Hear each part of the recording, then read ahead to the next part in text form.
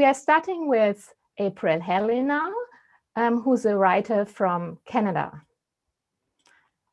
Hello, April. Can you tell us anything about how Statistics Canada has been undermined and what are the implications of this? Well, recently we had to fill out the census, and Canadians would have noticed that the variable of sex had been replaced with sex at birth and gender, meaning gender identity. So this is very concerning because, we're legally compelled to fill out the census. And so the government has, compelled us to go along with this transgender lingo, which doesn't really make any sense. Our sex is not assigned at birth, it's, observed. And it's also clear that their intention is to value the gender identity over the sex at birth variable. So that's pretty concerning. But I think even some people who are paying attention to this issue might look at that and think that, well, yes, they're using the strange lingo of sex at birth, but at least they're recording the variable sex so you can extrapolate data. And because this survey is put off by Statistics Canada. So I think people are making the assumption that standard using sex at birth and gender is true for all of Statistics Canada's surveys, but that's not the case. Some surveys will only record self-declared gender. And just a disturbing example of that would be crime. As of January 2019, sex has been removed as a recorded variable in crime statistics. So you're the only variable recorded now for the last 2 years is self-declared gender. So this is really concerning because data from the police is compiled into a survey called the Uniform Crime Reporting Survey. So this is the most important tool that researchers have to understand the characteristics and frequency of crime in Canada. So, and on a surreal note, no one has reported on this and the government hasn't made this information readily available, but the removal of sex as a recorded variable in crime happened in a collaboration with Statistics Canada and the Canadian Association of Chiefs of Police.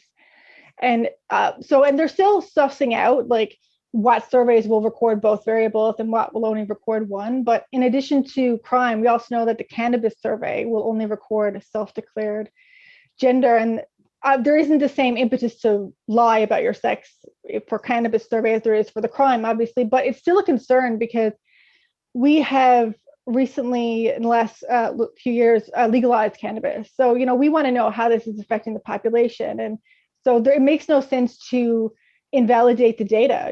There could be biological reasons as well as other different reasons why marijuana use could be different between men and women. So yeah, it's really strange.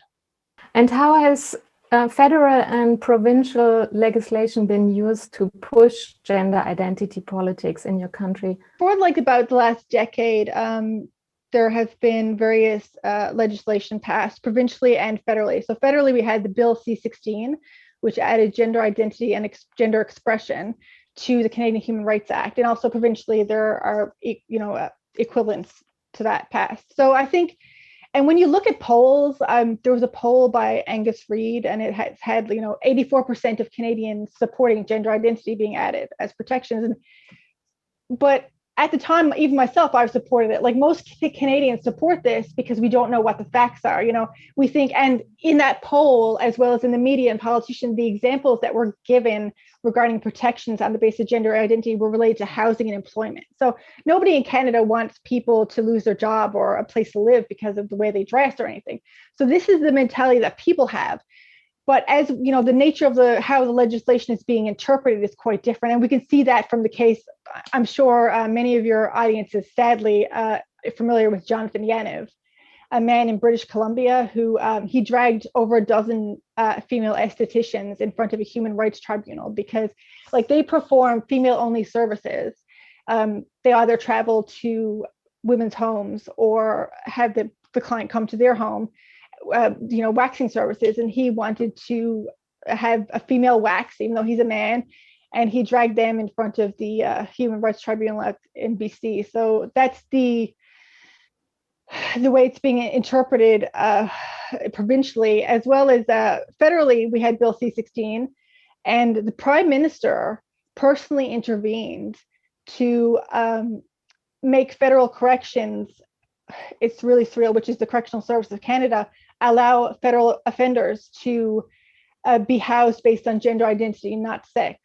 So he made a big deal of, of changing this on the fly and forcing this issue. And I placed an ATIP about a year and a half ago, and it took a while to get the information, but it came out that like 7 of the 8 men who had transferred were violent offenders. So it's really a surreal and really deeply concerning issue. Is there room for women's rights campaigners to push back using the law? Absolutely. There is a general kind of, everyone's just accepted the idea that gender identity tramples and trumps sex, and that's not true at all, because it's actually unconstitutional. Sex is a protected characteristic in the Charter of Rights. So what we really need to do is make a case on that basis, and I'm really confident that we will win that. But and going like back to Jonathan Yaniv, the defense in that the defense for the estheticians in that case, they rose the security of person is also protected in the Charter. That's really important, and freedom from sex-based discrimination. But because he was dismissed as a vexatious litigant, because he was clearly targeting ethnic minority women, the tribunal didn't actually address that issue. So that this issue hasn't been addressed at all in Canada. So this is where we have to go with this, and a case is really, really important to bring forward. It is a bit difficult. I think one of the ugly truths is that it's mostly at this point marginalized women, especially shelters and prisons, who have borne the brunt of it, and they have less access to legal help and stuff.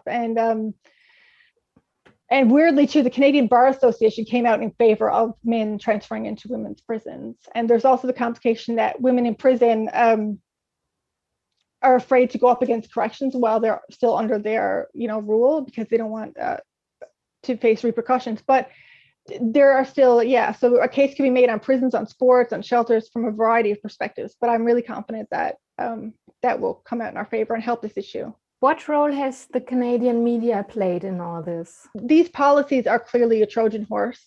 They're not what they were sold as. And, that couldn't have gone on like it's going on years and years now. All these things are happening. Women are being kicked out of shelters. Women are suffering in prison, including correctional officers. And the average Canadian has no idea that this is happening. So this could not have happened without the silence or complicity of our media, much of which receives federal subsidy. I think that's a strong reason why this has been so poorly reported. Like, for instance, like I only learned about this when I went on Twitter, and that's pretty typical of the women in Canada who are involved in it. I just happened to check out Twitter, and women in the UK were telling me things about Canada, and I thought they had their wires crossed. I didn't think it could possibly be true. But as soon as I started looking into it, I realized that, yes, it was in fact true. And it's really, really quite shocking. We're living in an inflammatory time. I don't like to use that kind of language, but you really cannot overestimate how bad the coverage of this issue is in Canada. Canadians are totally in the dark. And when I tell them things, and even say I have an ATIP, you can verify it, they don't believe it. They say it's fake news. They really just don't believe that the government could be so rotten as to do this. So I think Canadians are in for a really big shock when they learn how, like, for instance, the first transfer of a man into a women's prison, he was described as a trailblazer, and it was this wonderful thing. And they don't report on the fact that there's sexual assault charges pending against a male offender who allegedly assaulted a female offender last year at the Grand Valley Institution for Women. And also there was a good example of how this works is there was a protest a few months ago outside the institution, and it was reported by the local paper, but then they faced pressure and criticism, and they immediately just memory hold it and took it down. So there really is almost zero reporting of this issue in Canada.